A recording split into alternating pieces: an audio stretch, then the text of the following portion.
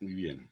Bienvenidos una vez más a Lenguaje y Cine, una estrategia del Laboratorio de Fonética. El día de hoy estaremos conversando sobre el capítulo Comuneros y Señoritos de la serie colombiana Crónicas de una generación trágica.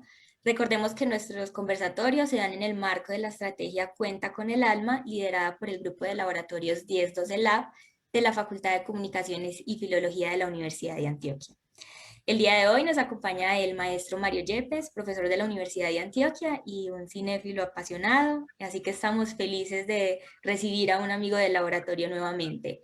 Y también nos acompaña una miembro muy querida del Semillero Español Histórico de Antioquia, Karen Zuleta, estudiante de Filología Hispánica, y que en el año 2019 Karen comenzó un proyecto junto a Melissa Metaute, eh, también del CEA, sobre el léxico relacionado con los comuneros en la segunda mitad del siglo XVIII en Antioquia.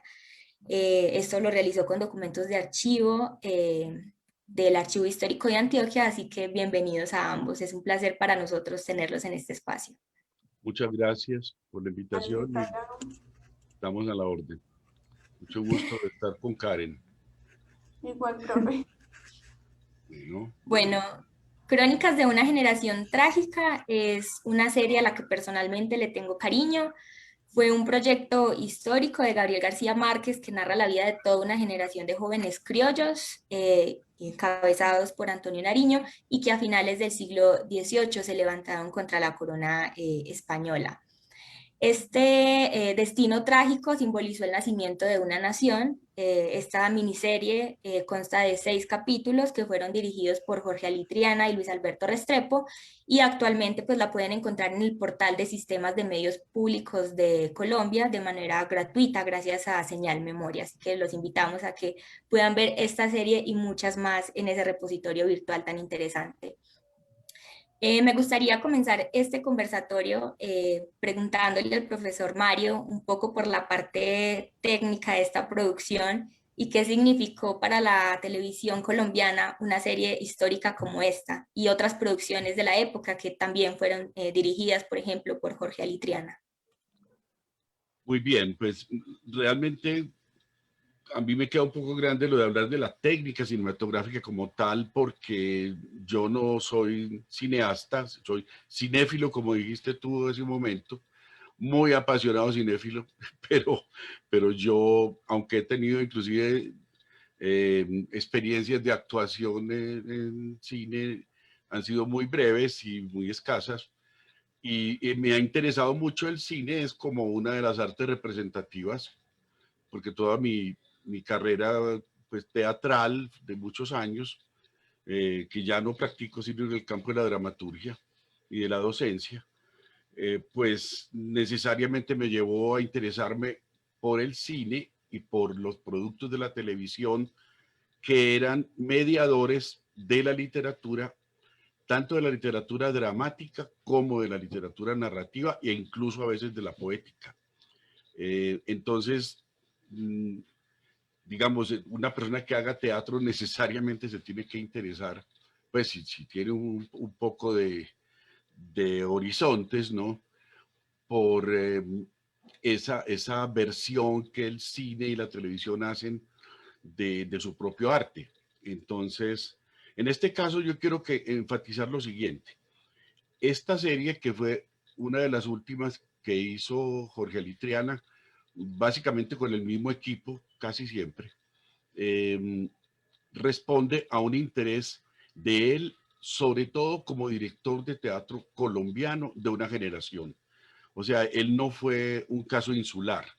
Eh, los que han estado conmigo en algún curso saben que siempre he hablado de que hay un momento del teatro colombiano que es radicalmente distinto de los anteriores, que es a partir de los años 60 y sobre todo 70 y 80, cuando surgió lo que se llamó el movimiento del nuevo teatro colombiano.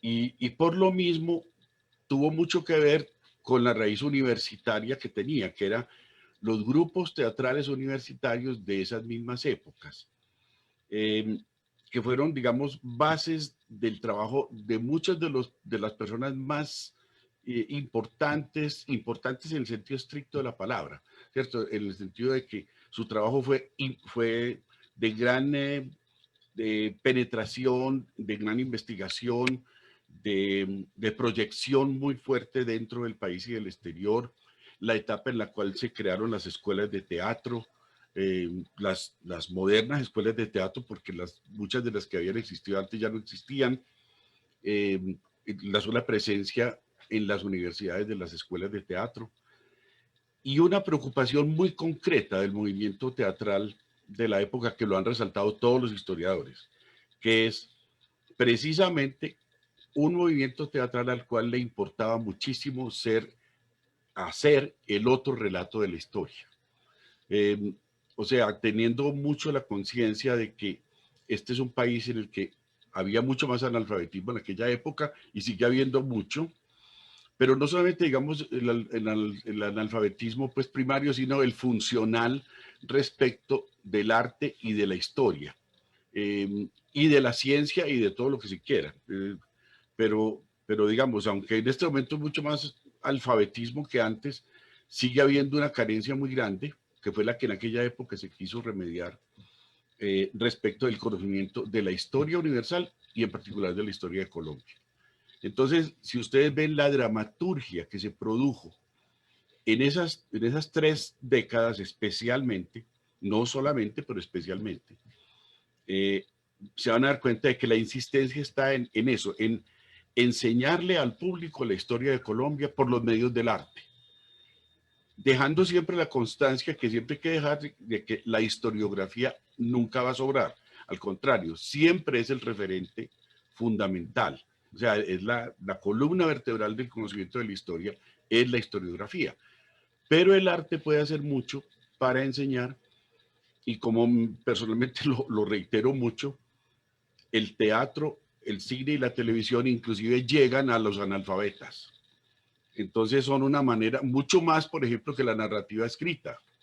Entonces, una manera de alfabetizar en la historia muy eficaz fue y sigue siendo el teatro, lo fue toda la historia, ¿cierto? Pero para nosotros empezó especialmente en esa época, y sobre eso pues escribieron mucho, no solamente los historiadores, sino personas como Santiago García, Carlos José Reyes, de quien voy a hablar enseguida también como libretista, Enrique Buenaventura, Danilo Tenorio, bueno, Gilberto Martínez en Medellín, muchas personas que además escribieron textos teóricos sobre qué significaba ese nuevo teatro colombiano.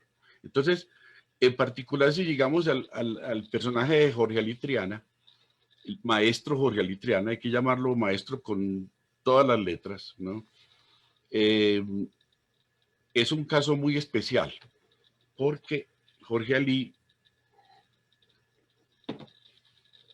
en una época se alió con Carlos José Reyes, que es un muy reconocido y muy notable académico de la historia, académico de la lengua y además historiador del teatro colombiano especialmente. Él tiene 6 o 7 obras muy importantes de historia del teatro colombiano. Un caso parecido al de Marina Lamus Obregón, que también ha producido un buen número de obras sobre ese mismo tema. Y se los digo desde este momento como algo que no quiero que se olvide. Jorge Ali Triana y Carlos José Reyes durante un tiempo hicieron, antes de que hablemos de su propio recorrido en el teatro, una serie de televisión muy importante que justamente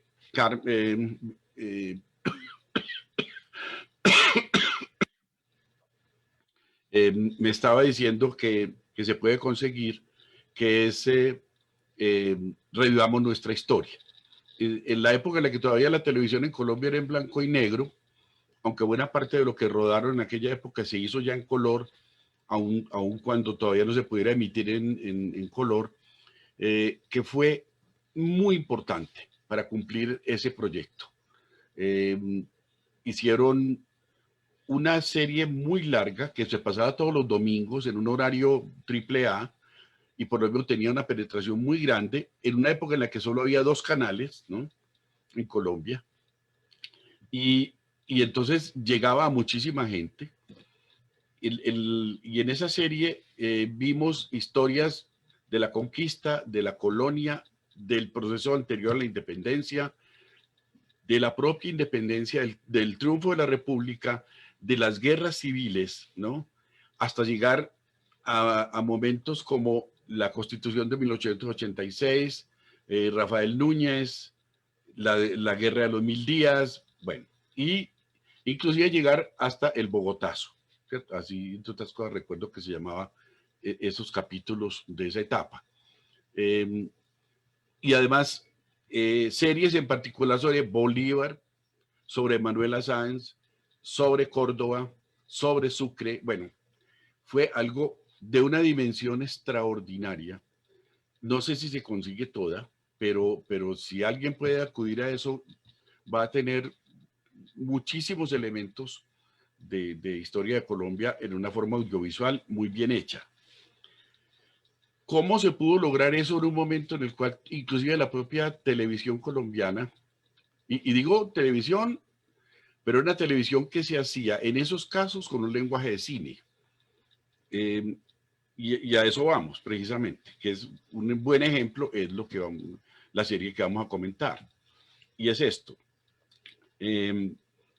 Jorge Ali Triana estudió en la Escuela de Cine, Televisión y Teatro de Praga, ¿cierto? En la República Checa. Se fue a estudiarlo allá con Jaime Santos, que fue un muy notable actor de la televisión, un cómico extraordinario además, y con su esposa Rosario Montaña, entre paréntesis, hija de ese famoso abogado Montaña Cuéllar, que fue un historiador del sindicalismo colombiano de los años iniciales del siglo XX. O sea, ahí hay una ligazón política muy importante, porque Jaime Santos, Rosario y Jorge Ali Triana, ya desde cuando estaban a punto de graduarse en Praga, tenían ese mismo interés del que estamos hablando de venir a Colombia a ayudar a contar la historia de este país, y con un sentido político muy claro, o sea, no un sentido partidista, pero sí un sentido de hacer pensar a la gente en términos de ciudadanía. Y desde allá, desde Praga, fundaron el Teatro Popular de Bogotá, el TPB, el famoso TPB, pues que desapareció hace varios años por inanición económica, pero que durante mucho tiempo fue un grupo muy importante, tan importante como el Teatro de la Candelaria, como el Teatro Experimental de Cali, ¿cierto? Como la Mama, como el Local, como en Medellín lo que hizo Gilberto Martínez, lo que se hizo en el Teatro Universitario que en aquella época hicimos, en fin. Eso era una fiebre la que había en aquella época por hacer teatro con ese sentido. Entonces hay que mirar muchos aspectos. Por ejemplo, y si me atrevo a hablar un poco de la técnica, el hecho de que Jorge Ali Triana pudiera hacer series como las que estoy diciendo, como la que ustedes vieron de Crónica de una generación trágica, tiene que ver con ese hecho de que él estudió no solamente teatro, sino cine y televisión. Alguna vez, y perdónenme que sea un poco inmodesto al mencionar la cosa, en esa época en la que ellos volvieron de Checoslovaquia, tuvimos una relación bastante cercana, pues por razones profesionales, y por supuesto con una enorme diferencia de trayectoria entre ellos y yo, pero me contaba Jorge Ali Triana que cosas como esta, su profesor de guión cinematográfico y de libreto de televisión fue Milán Kundera.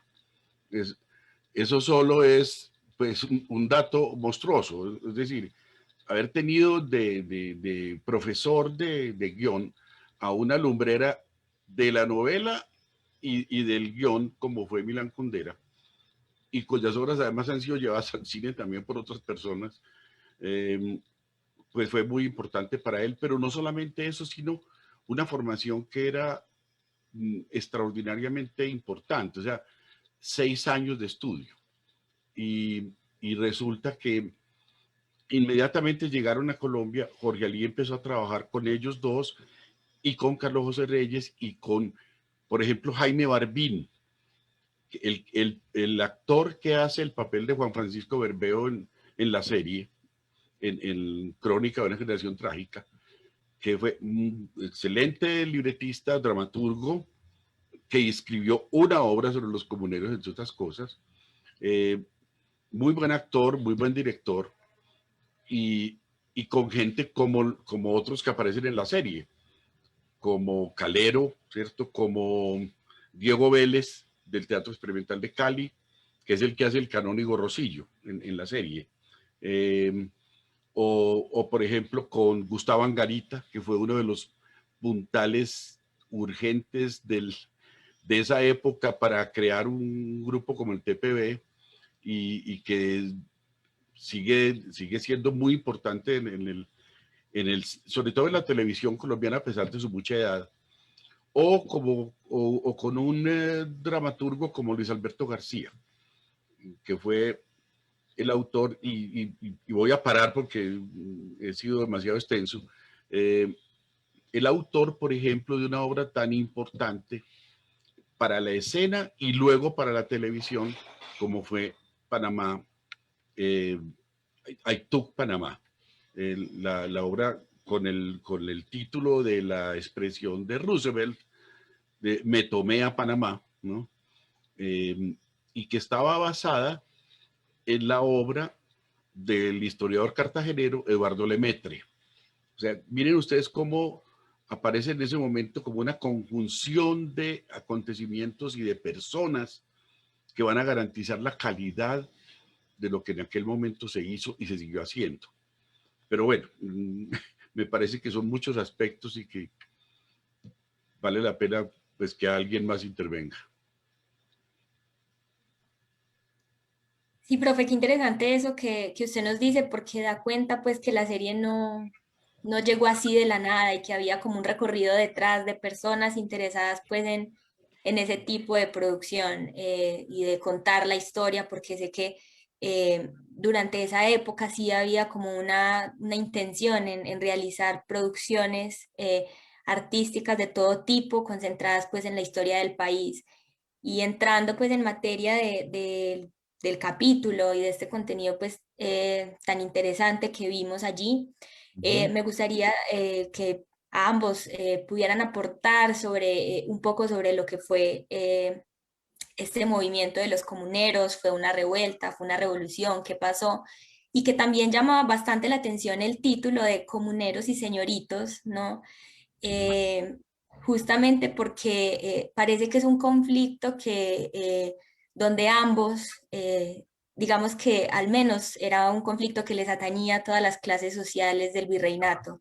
¿Y qué pasó con esto, no? No sé si Karen quiere hablar ya. Sí, profe.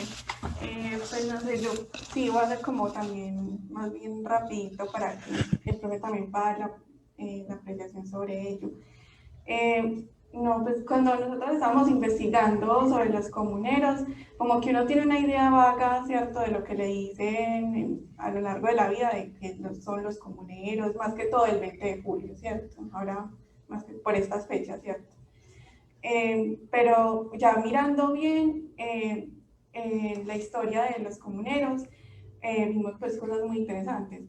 Por ejemplo, que el hecho de que la rebelión no haya sido pues como de la nada, ¿cierto? Porque muchas veces nos quedamos como en el 20 de julio, que era que por el florero, que tal cosa, ¿cierto? Pero ya uno se va como a investigar más allá y se da cuenta que pues que como la convulsión que hubo en el momento no fue solamente aquí, sino que pues ya venía también de unas problemáticas que tenían en España, en el mismo reino, ¿cierto? Y que eso provocaba era que se hicieran pues reformas, ¿cierto? Entonces eso pues todo sale, digámoslo así, como de las reformas borbónicas, que fue entonces todas esas subidas de impuestos o haber puesto otros impuestos que no existían, la monopolización del reino por ciertos productos como el tabaco, el aguardiente, y por ejemplo el papel sellado, que es una cosa que casi no mencionan,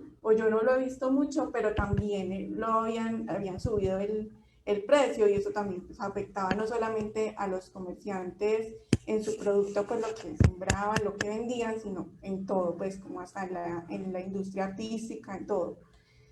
Y también una cosa que es muy particular y que yo no la había pues como oído mencionar tampoco, y es sobre este impuesto nuevo, o que lo volvieron a traer, que era sobre esta armada que era para defender digamos, al nuevo reino de Granada de los supuestos ataques que pudieran llegar de Inglaterra. No Todo el recuerdo bien imperio, cómo, señor. a todo el imperio. Eso, entonces como eso lo habían creado desde antes, pero lo habían quitado, y ya como estaban en esa convulsión del momento con Inglaterra y todo, lo volvieron a poner.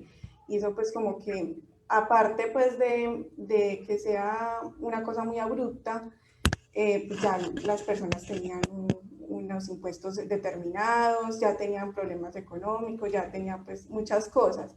Y cuando ya sucede eso, que llegan a ponerlo, que en la serie también lo muestran, que es que lo ponen como en las paredes de las plazas, el edicto por la real cédula, que la gente pues ya, cuando los que saben leer o los que ya han escuchado lo que dice la real cédula, dicen, no, pues, ¿qué vamos a hacer? Pues no podemos pues, pagar más cosas. Y hay un personaje ahí muy interesante, que en la serie no sé, no recuerdo si la dicen el nombre o no, pero es Beltrán, Sí, Manuel ¿cierto? Beltrán. Manuela Beltrán, que es, digamos, la que alborotó el avispero, porque ella fue y le arrancó en la real cédula y la rompió. Eso, digamos, que también fue como un detonante muy interesante ahí. Y el hecho de que sea, pues, como que se vayan juntando las personas, porque hay unas fuentes, no sé exactamente qué número era, unas fuentes dicen que empezaron 4.000, 4.500, así, pero que a la larga, cuando ya se iban acercando a Santa Fe, Bogotá, ya era como 20.000. Es pues muy impresionante. No sé si el profe quiera añadir ahí. Sí, yo, yo creo que se me ocurre que hay una cosa que es importante mencionar, que es el propio nombre de comuneros. O sea, empieza siendo una sublevación del común, de la gente del común. Es una expresión que tiene mucha historia, y no solamente en España, y por lo tanto en sus colonias, sino en Inglaterra, por ejemplo, hasta el punto de que la cámara más importante del Parlamento inglés es la Cámara de los Comunes, ¿cierto? O, o acontecimientos en la historia de Francia como la Comuna de 1871, o sea, el levantamiento de la gente del común, ¿cierto? Frente a los abusos del poder y a los abusos de la aristocracia, o en ese último caso de la alta burguesía que compartía el poder en Francia en ese momento. Pero quería mencionar lo siguiente: desde el siglo XVI, el poder español, la monarquía española se enfrenta con movimientos que se llaman comuneros. Eh, a Carlos V le tocó enfrentar el movimiento de los comuneros de Castilla, y por una circunstancia muy parecida.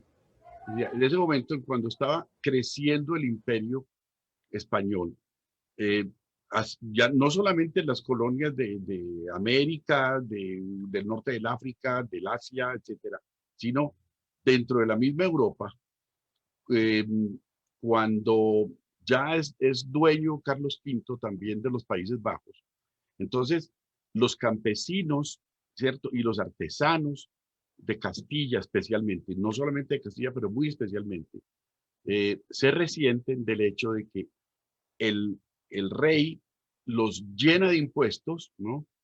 A la tierra y a los productos agrícolas, y a las artesanías inclusive, y hablando de artesanía en un sentido puramente utilitario, ¿no?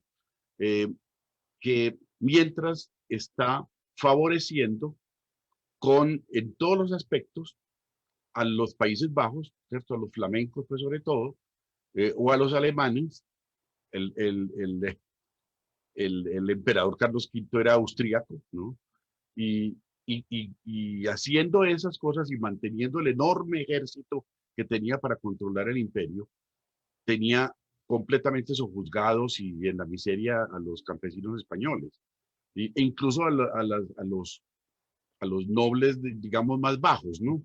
Entonces, hay una vieja relación ahí, pero además el hecho de que los comuneros de, de Colombia, de la Nueva Granada, ¿no? Fueron no solamente aquellos a los cuales se refiere la serie de la crónica de una generación trágica, sino, por ejemplo, entiendo que tú tienes mucho que ver con lo que pasó en Antioquia, por ejemplo, los comuneros de Guarne, ¿cierto?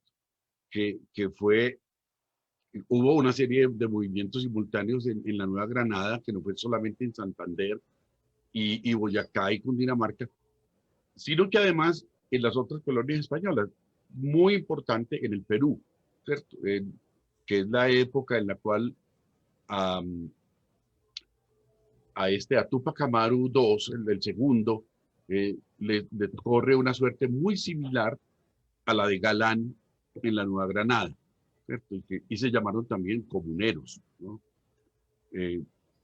Pero además, pues, o lo mismo ocurrió en el Ecuador, que había sido parte del Imperio Inca, entre otras cosas, ¿no? Ocurrió en Venezuela, en fin, ocurrió en todas partes ese tipo de sublevación. Pero además tiene la serie otros aspectos que me parecen inclusive muy interesantes de mirar anecdóticamente. Sobre eso de la composición de clases de la fuerza comunera. El hecho de que estuviera, pues, también, por ejemplo, el Marqués de San Jorge, cuya casa todavía existe en el barrio de La Candelaria de Bogotá y que es la sede del Museo de Arte Colonial. Es una bellísima casa además. Y que tuviera casa también en Cartagena, ¿no? Y que en ese momento era la sede del virreinato, porque el virrey se había desplazado a Cartagena precisamente para enfrentar el posible ataque de los ingleses, ¿cierto? El virrey Flores, ¿no?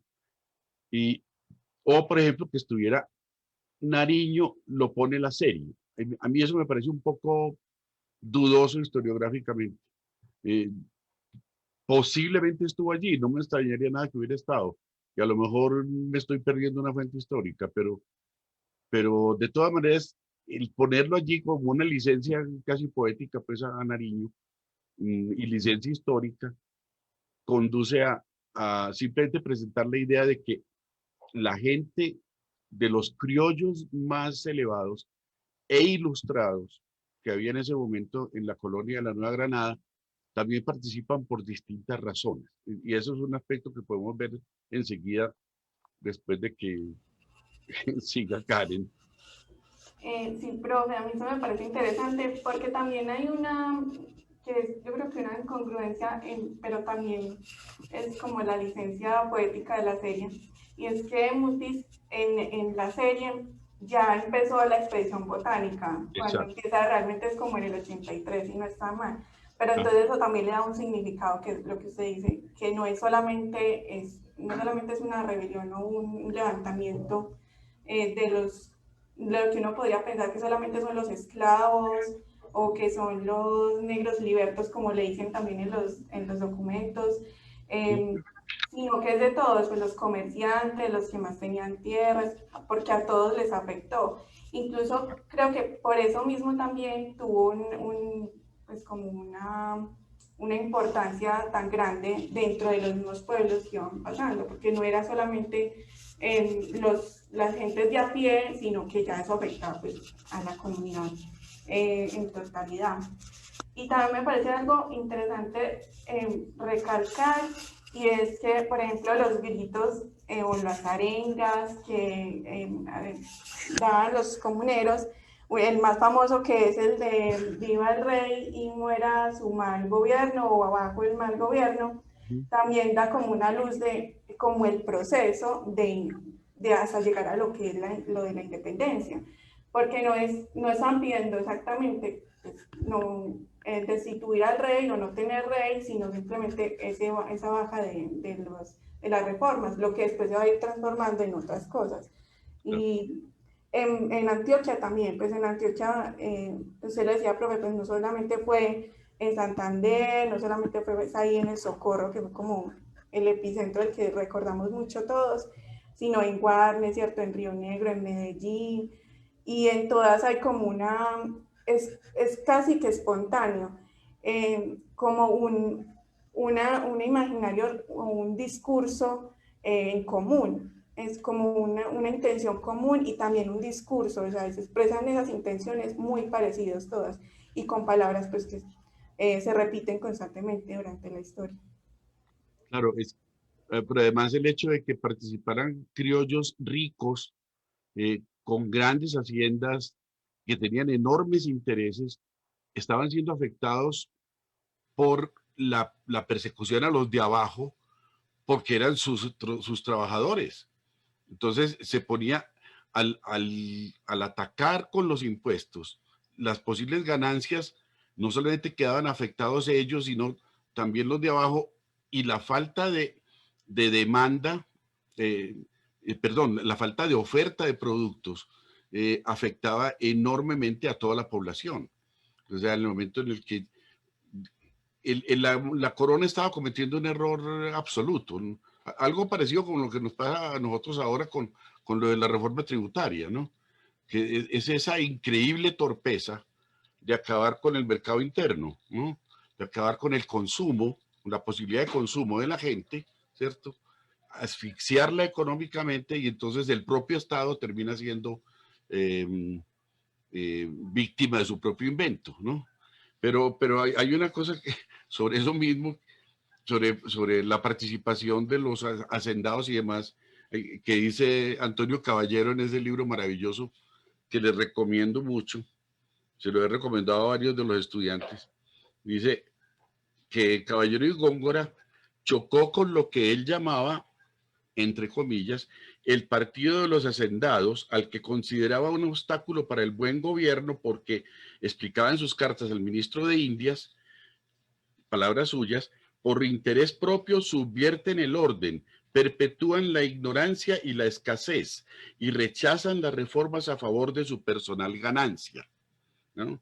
En su relación de mando, el arzobispo Caballero y Góngora escribe lo que parece un retrato del ya mencionado Marqués de San Jorge, que los criollos ricos, comillas, son súbditos inútiles, que ponen su prestigio y felicidad en conservar unas tierras improductivas, parece escrito para hoy, o en poner varias casas en lugares de prestigio sin desear el progreso. Pero esto no significa que le gustaran más los criollos pobres. Llamaba al pueblo monstruo indomable, que producía sin número de ladrones y pordioseros, y vagabundos y trabajadores ambulantes. Y continúa el que luego fue rey, Caballero y Góngora, que no lo era en el momento de la insurrección. Dice, no hay quien quiera trabajar. La gente del común es casi toda ociosa y como tal aplicada a la rapiña y al hurto. La viejísima calificación de los pobres que se ha hecho siempre desde el poder. O sea, unos vagos todos que no quieren trabajar y por eso están en la miseria. Que claro que tiene excepciones, por supuesto, pero que es la linda manera de no acudir a la solución de las reformas indispensables, ¿cierto? De la transformación de las condiciones de la sociedad.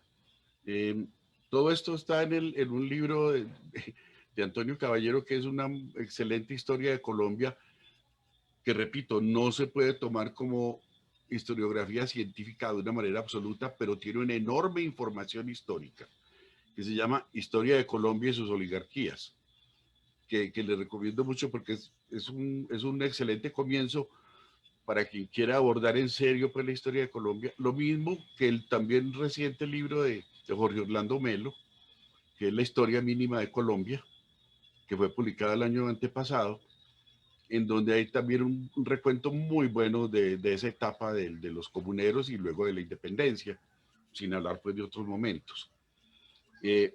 Pero yo quería traer a cuento también otros aspectos que me parecen interesantes de la serie. Por ejemplo, cómo entre ese grupo de la gente ilustrada de Santa Fe, gente como Nariño, que ya sabemos pues el papel que cumplió, la formación que tuvo, la relación con la ilustración francesa y con la alemana, el papel que cumplió unas veces para bien y otros para mal en el proceso de la independencia. No nos podemos olvidar, por ejemplo, ya que hablamos de para mal, su posición frente a los indios que eran de lealtad monárquica en Nariño, ¿no?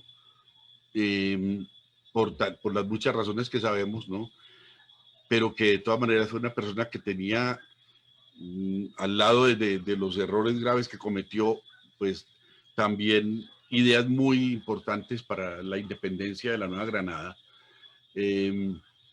También había personajes como uno que aparece en la serie, que es Pedro Fermín de Vargas, que es el que aparece allí en una escena muy graciosa donde el canónigo Rosillo lo encuentra en la casa de Nariño, pues la casa de Antonio Nariño, no en la casa de Nari, pues de Duque, ¿no? Sino en la verdadera casa de Antonio Nariño, con una mujer, ¿cierto? Y está haciendo el amor con ella mientras el canónigo Rosillo cree que él debe estar en el colegio, ¿cierto? El colegio es la universidad, seguramente era el colegio del Rosario, ¿no?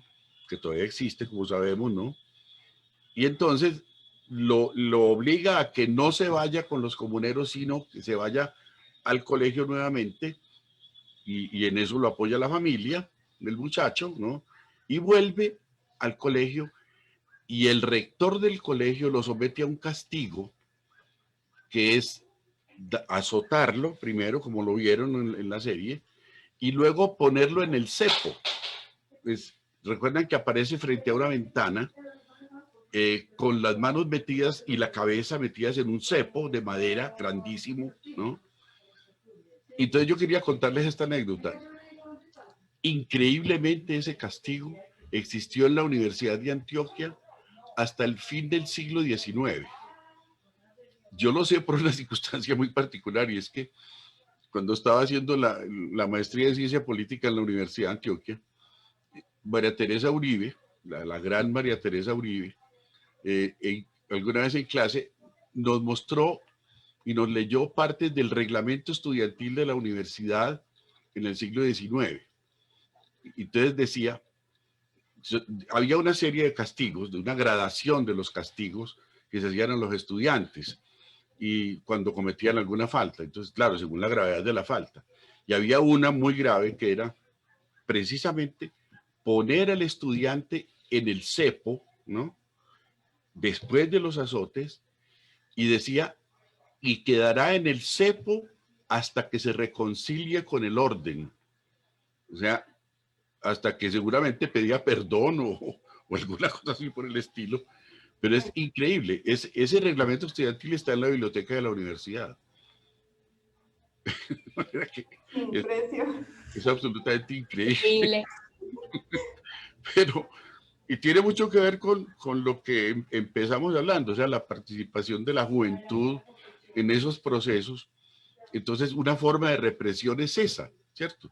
Una de las formas de represión que tuvo el movimiento de esa época, que tocaba con muchas más cosas que el problema del impuesto al tabaco y al aguardiente y al propio trabajo, ¿no?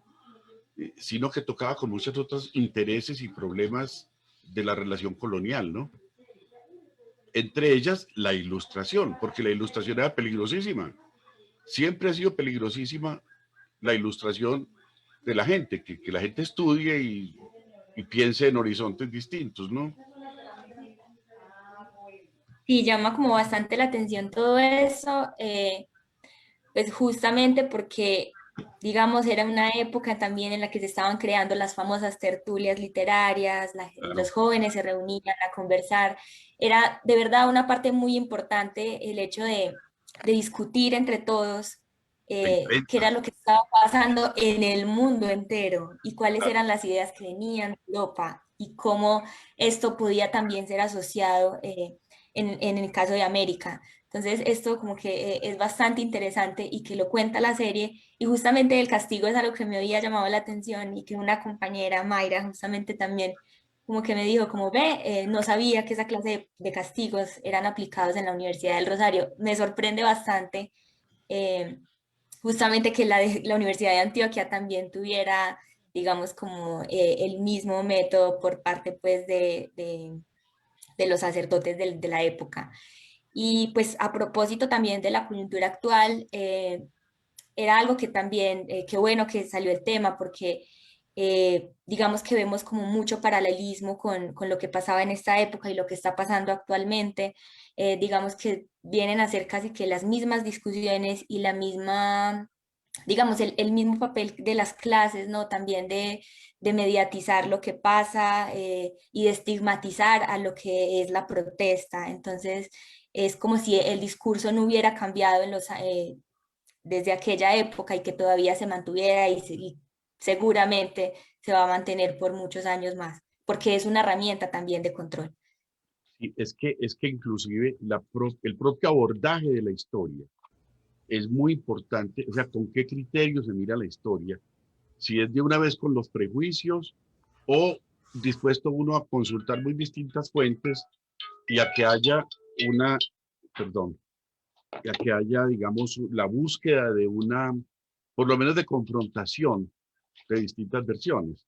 Eh, Cuando estábamos hablando la primera vez por escrito, ¿no? De esta sesión, un tema que tocamos fue justamente el de las estatuas derribadas. Eso tiene mucho que ver con la visión de la historia. ¿Ya? ¿Por qué se hace ese tipo de cosas? ¿Por qué empezaron los indígenas? Terminó siendo en el movimiento que ha ocurrido desde abril, un tipo de acción que no solamente hicieron los indígenas, pero ellos lo iniciaron y participaron en todas hasta donde yo sé, ¿no?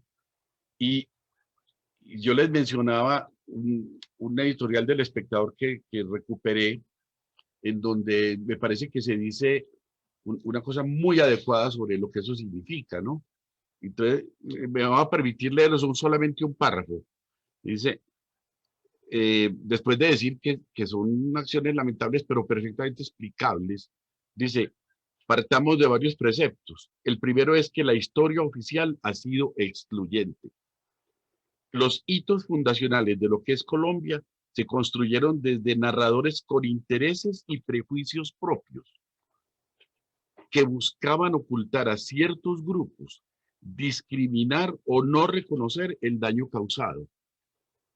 Eso se ve con especial claridad en las estatuas. ¿Por qué son ellos los inmortalizados? ¿Quién los escogió? ¿Quién tomó la decisión de ponerlos en puntos claves de nuestras ciudades como recordatorios de nuestros supuestos héroes y valores? Más importante aún, ¿quiénes no estuvieron en las conversaciones que llevaron a dicha exaltación? Porque eso es lo que está ocurriendo. Lo vimos en Inglaterra, lo vimos en Estados Unidos y esta semana lo vimos en Popayán. Un grupo de indígenas Misax, Pijaos y Nazas decidieron tumbar la estatua de Sebastián de Belalcázar. La primera pregunta, antes del escándalo, antes de las multas, antes de la indignación y las amenazas que han sufrido quienes derribaron el monumento, debería ser, ¿por qué lo hicieron?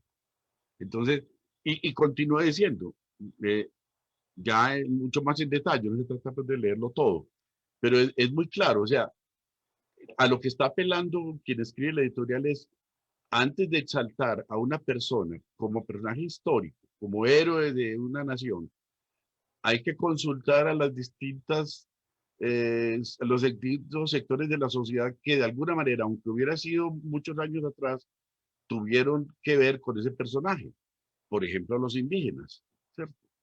O sea, ¿qué era Sebastián de Belalcázar? Una persona solamente importante para los españoles y para los descendientes criollos, o afectó su vida y su acción también a otras personas como los indígenas. O sea, entonces el problema no es solamente si se derriba el estatus, sino cuál es la razón por la que se derriba, que no es un acto vandálico solamente como le gusta decir a Duque, ¿no? Y compañía, sino que tiene una explicación histórica, ¿cierto?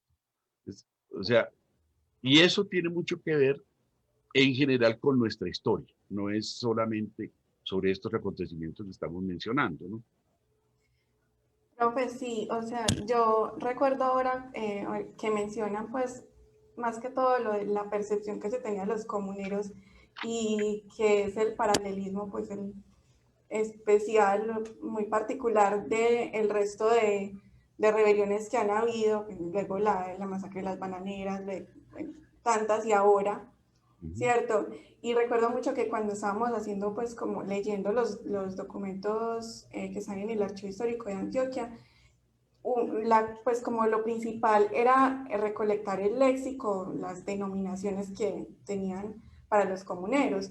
Y una cosa muy particular es que pues, nosotros no encontramos, encontramos como palabras que podían ser, según el contexto, bien o mal, pero la mayoría eran negativas. Entonces, que incluso en la serie lo mencionan mucho, pues sediciosos, defraudadores, fascinerosos, ¿cierto? Que lo que hacían, pues, las actividades que tenían era que generaban temor, que zozobra, angustia, desorden, que pues todas las cosas que son negativas que uno atrae con esas palabras. Y una cosa pues muy curiosa es que entonces ya nosotros las conclusiones que sacamos, una era pues particular y era que no se mencionaba directamente la palabra comuneros, sino pues como que habían comunas o así, pero sí hay una repetición de ciertas denominaciones como las que les mencioné, y también de actividades o de formas de manifestarse. Entonces, por ejemplo, aquí ahora uno no, como que uno no hace la asociación directamente, pero cuando uno, por ejemplo, está va a una marcha o hay un motín, uno no hace como la asociación directamente, sino que es como que uno está ahí, pero viene desde allá, o sea, también ellos hacían motines y la palabra está incluso registrada en esos documentos que eran como las declaraciones, cuando los arrestaban, qué hacían ustedes, cómo lo hacían, con qué instrumentos, si tenían armas blancas, incluso las palabras se repiten en la historia. Y es bonito porque de alguna forma es ver que de verdad, si uno se devuelve a la historia, es como que uno se está volviendo a leer, está volviendo a leer el país actual. Porque eso lo hablaba yo ahora con unos compañeros, que es la repetición, o sea, todavía estamos haciendo las mismas cosas, con ciertos instrumentos diferentes o con cierto contexto diferente.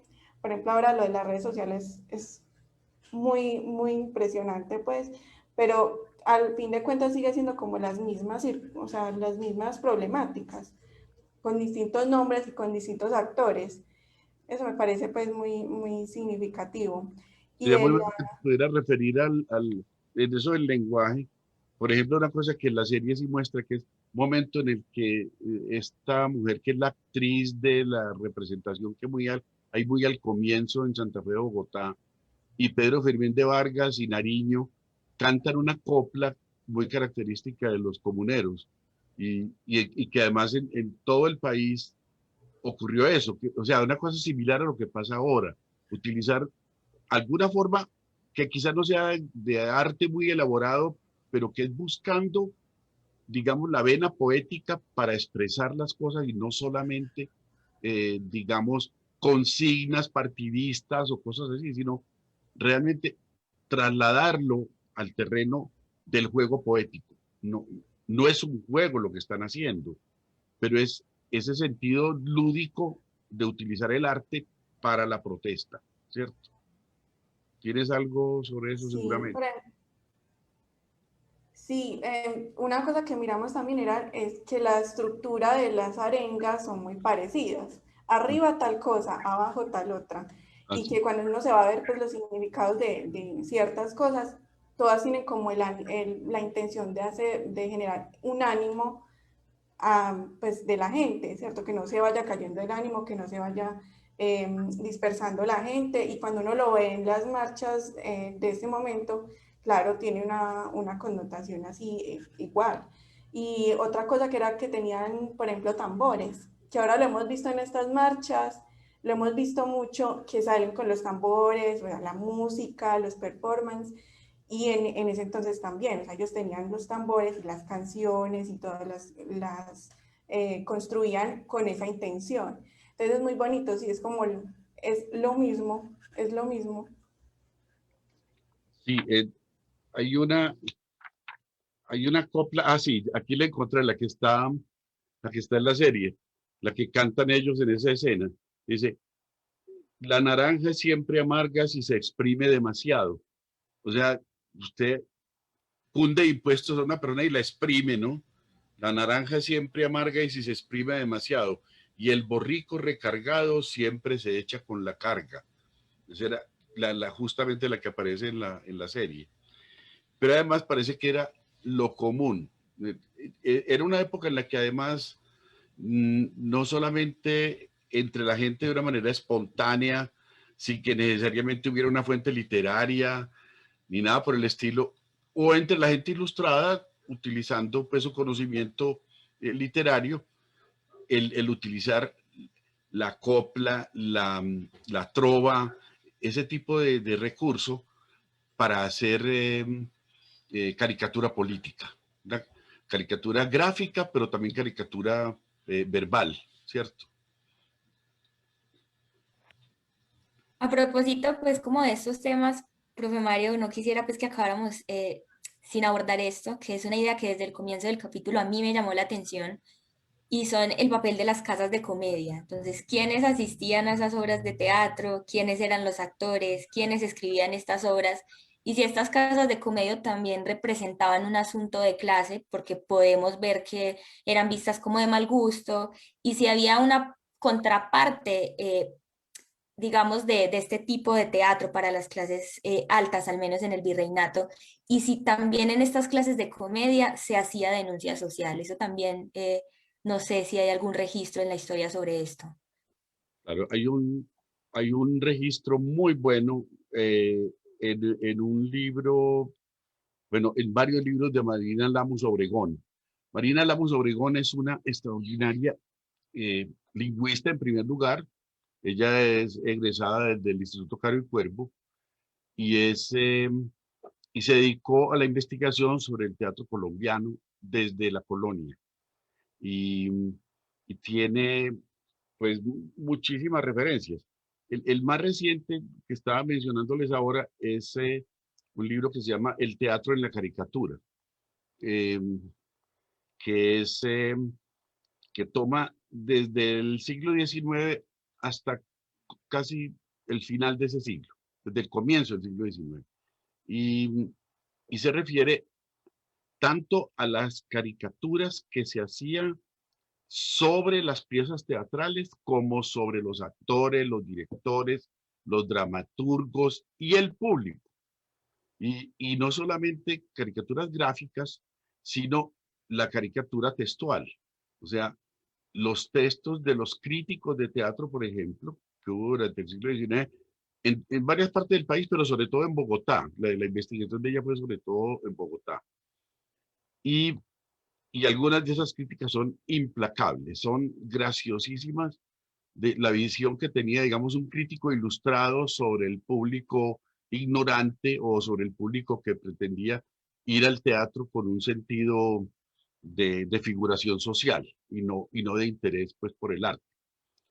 Pero sobre lo otro que estabas tocando, que es cómo eran esos lugares de representación, el repertorio que hacían, no solamente de los autores nacionales, sino de los autores extranjeros, que fue muy fuerte en Bogotá, en Medellín, en Cali, Cartagena, digamos, los lugares en donde había una concentración urbana importante y factores de poder notables, ¿no? Eh, está en los textos de Carlos José Reyes de los que les hablé, eh, por ejemplo, en Materiales para una historia del teatro en Colombia, de Carlos José Reyes y Maida Watson, eh, pero muy especialmente en los estudios de Marina Lamus. Si buscan en internet van a encontrar seguramente inclusive los textos, pues. Eh, hay unas historias que son maravillosas y que vienen desde Cordovés Maure, que es citado por todos ellos, ¿no? Cordovés Maure en la gran obra de él, ¿cómo se llama? Eh, ay, por favor, tengo una laguna en este momento gravísima. Bueno, ya lo recordaré. En todo caso, él escribió pues una obra muy extensa sobre las costumbres en Santa Fe y Bogotá. Eso es parte del título. Reminiscencias de Santa Fe y Bogotá, se llama la obra. Son varios tomos. Él era un ciudadano de Bogotá, hijo de una señora que fue uno de los amantes de Bolívar, y con eso me meto en el propio lenguaje y costumbre del señor Cordovés Maure, que es fundamentalmente el chisme, ¿no? Y que son unas crónicas maravillosas de cómo eran las fiestas religiosas y patrióticas, cómo era la arquitectura, cómo eran las costumbres de la gente, el vestuario, historias de los personajes de la independencia y luego del comienzo de la República. Y entre esas historias hay unas que son increíbles. Una que recordé viendo la ejecución de Galán en la serie, que ustedes ven que lo ahorcan, ¿no? Y resulta que eso es un error histórico de la serie, porque Antonio Caballero dice que realmente lo mataron de un arcabuzazo, ¿no? Y hace una anotación muy buena que recuerda precisamente lo de Cordovés Maure, y es que en esa época en Santa Fe de Bogotá no había nadie que supiera ahorcar, pues que supiera ahorcar de una manera decente, ¿no? Porque también para ahorcar hay que ser decente, pues. Entonces, y Cordovés Maure cuenta una anécdota que a mí me parece que es ya de un surrealismo extraordinario, y es de una historia de una vez que había una ejecución que se debía hacer y nadie se le medía a lo de ahorcar a ese prisionero, ¿no? Esto es una historia pues real, ¿no? Y entonces a un tipo que estaba condenado por criminal en la cárcel, le ofrecieron este negocio, que si ahorcaba al otro, ¿no? Y de una manera eficaz, ¿no? Entonces, que le perdonaban la prisión. Y el hombre pues tenía una prisión muy larga por cumplir, entonces él dijo pues que él no sabía ahorcar, que eso es una cosa que era muy complicada y todo eso, pero que no había nada que hacer, que él no sabía. Le dijeron pues usted verá, pero lo que le queda es muchos años de vida en la cárcel. Entonces el tipo se le midió a la tarea y el recuento de lo que ocurre después es espeluznante. O sea, el hombre colgó mal a ese tipo, ¿no? Y como nada, que se quedaba ahorcado después de que lo suspendieron en la trampa, ¿no? Entonces este tipo, el verdugo improvisado, se le colgó de las piernas al ahorcado a tratar de esa manera de matarlo, ¿no? Pero lo que ocurrió fue que se vino abajo la horca y apenas cayó, el hombre se libró de la horca, estaba medio aporreado y toda la cosa, pero logró zafarse de la horca y salió corriendo y nunca más lo volvieron a ver, ¿no? Y entonces al otro también le tocó escaparse, pues, porque, ¿cómo No, le parece? claro. Lo dejó volar.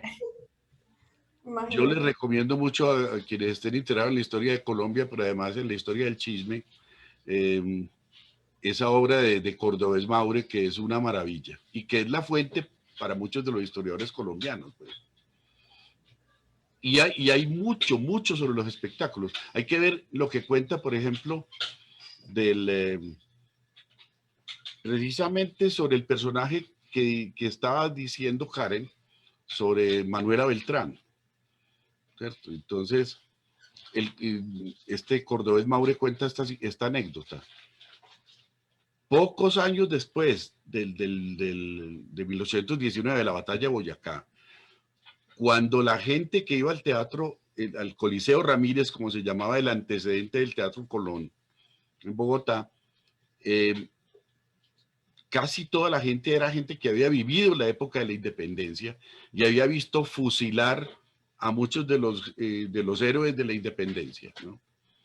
Entonces estaban asistiendo a una obra que se consigue, que es de Domínguez, sobre, que se llama La Pola, sobre Perdón, no es sobre Manuel Beltrán, sino sobre, sobre Policarpa Salabarrieta.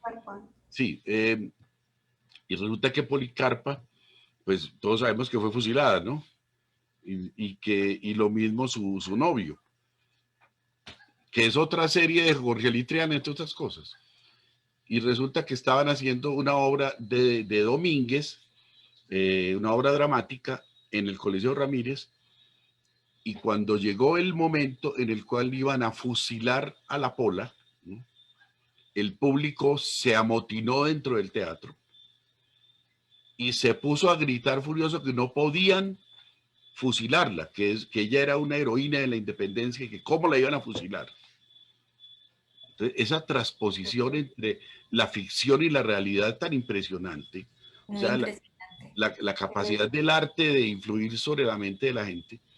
Entonces, se formó un verdadero motín dentro de la sala hasta que tuvo que salir el productor del espectáculo y tratar de calmar a la gente y les dijo, por la solicitud del respetable público, se le conmuta la pena a Policarpa Salabarrieta a exilio a los llanos orientales.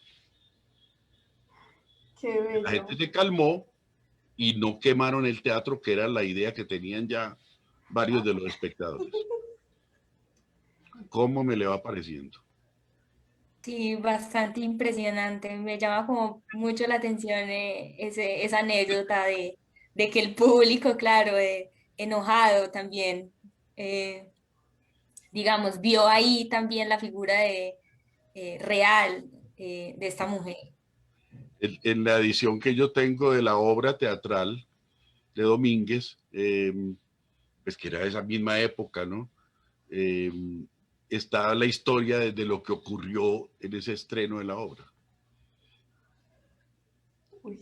Yo quisiera concluir, a menos que haya preguntas o lo que sea, como le había prometido a Sara, con una lista de algunas obras teatrales sobre el tema de los comuneros, por, que espero que le interese pues a la gente interesada en la historia del teatro colombiano, ¿no?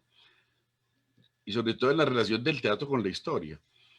Una obra excelente es la de Henry Díaz, que es un excelente dramaturgo de Medellín, que ha sido profesor de la universidad y que se llama Joseph Antonio Galán, o de cómo se sublevó el común, Henry Díaz Vargas. La obra está editada con otras del propio Henry Díaz por la Universidad de Antioquia y es una obra excelente. Está también con otra obra sobre la historia de la conquista, que es sobre el asesinato, porque eso no fue una ejecución de la justicia, sino un verdadero asesinato de Jorge Robledo por parte de Belalcázar, que es excelente, está en el mismo libro. Hay otra versión también de Los Comuneros de Joaquín Casadiego, que es un autor que no es muy conocido ya, pero que en su momento en el teatro universitario fue notable en los años 60.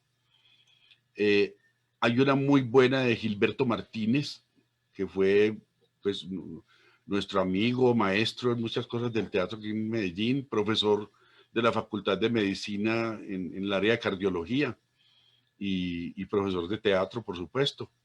Un dramaturgo con una obra muy grande y muy variada, y su obra se llama El grito de los ahorcados. Es una obra de los años 60.